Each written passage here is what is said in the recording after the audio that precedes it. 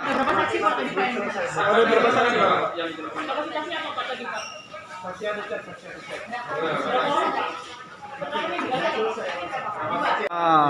Oke Pak. Saksi Pak yang diperiksa hari ini berapa orang Pak? Hari ini rencana 10 saksi. Tadi sudah 5. Kapasitasnya apa Pak? Kapasitasnya satu saksi yang ada di BAP yang tidak mau dihadirkan oleh JPU, kami coba perjuangan untuk hadir. Kemudian yang 4 saksi fakta yang tidak pernah diperiksa di penyidik. Jadi saksi fakta adalah saksi yang melihat, mendengar, dan mengalami peristiwa yang diceritakan itu. Jadi dari keterangan saksi yang pertama yang ada di BAP mengatakan, ini yang paling penting, soal WA ancaman. WA ancaman itu disebutkan bahwa saksi korban menjelaskan bahwa dia bertemu dengan saksi ini. Lalu dia menunjukkan WA itu kemudian atas saran orang ini menyuruh untuk mengikuti saja perintah. Tadi ditanyakan peristiwa itu tidak pernah ada. Jadi namanya murni 100% dicatut. Jadi peristiwa WA itu tidak ada dan sampai sekarang sidang pun WA itu tidak pernah muncul menjadi alat bukti.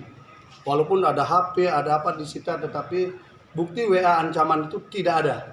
Sampai sekarang. Ini maksudnya WA ancaman. WA ancaman yang katanya kalau tidak datang kamu akan menyesal seumur hidup gitu.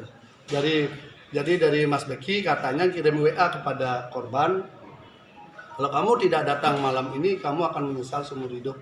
Nah WA ini katanya diberikan pada saksi. Ini ada aku dapat WA ini gimana? Lalu saksi ini konon menurut cerita korban bahwa menyuruh untuk datang saja. Lalu kemudian datanglah temannya menjemput naik sepeda motor. Lalu ketemu dengan saksi yang lain yang juga sudah membantah. Jadi dari peristiwa yang kedua, itu dari peristiwa WA itu, dari 3 nama yang disebutkan di dalam dakwaan, 2 sudah membantah bahwa fakta itu tidak pernah ada. Saksi fakta loh ya, tidak pernah ada. Kemudian saksi fakta yang lain tadi, 4 yang sudah diperiksa, adalah saksi yang melihat langsung dan jarak hanya 2-3 meter dari proses interview. Baik interview saksi yang pertama, kedua, ketiga. Waktu interview itu termasuk korban. Korban adalah di interview yang ketiga. Keempat-empatnya ini adalah saksi. Termasuk yang sempat mengambil foto korban ketika membantu terapi. Dan kemudian ada satu saksi sedang mengajari yang bersangkutan. Itu pas ada di video dan ada di foto. Jadi fotonya ada, videonya ada, orangnya senyum-senyum, orangnya gembira, tapi dikonstruksikan peristiwa di hari itu adalah ada pemerkosaan. Jadi kami merasa sangat yakin kalau ini pengadilan untuk mencari adil, maka semestinya saksi itu aja sudah menjawab. Karena WA saja sudah tidak ada. Bukti WA juga tidak dihadirkan. Saksinya juga yang disebutkan juga mengatakan tidak pernah melihat dan tidak pernah diajak ngomong. Bagaimana? Kemudian saksi ini pun juga katanya pernah menjemput korban di pasar untuk diajak ketemu di sebuah kafe dengan saksi rekaan dari yang lain. Itu juga dikatakan tidak pernah ada. Saya nggak pernah tahu soal itu gitu. Jadi betul-betul namanya dicatut dalam proses peristiwa itu. Dan siap juga sumpah membahalah. Saya tanyakan, kalau diadu siap nggak? Siap. Nah, kalau begitu sudah saksi-saksi yang ada, silahkan nanti kita lihat apakah ini pengadilan atau ini penghakiman tempat ini. Karena kami sudah berjuang membuka kotak Pandora tentang rekayasa yang begitu masif, begitu nyata dan terukur dari alat-alat bukti. Jadi saksi fakta ini tidak pernah diperiksa oleh penyidik. Penyidik mayoritas memeriksa saksi testimonium de auditu, saksi yang mendengar dari cerita orang.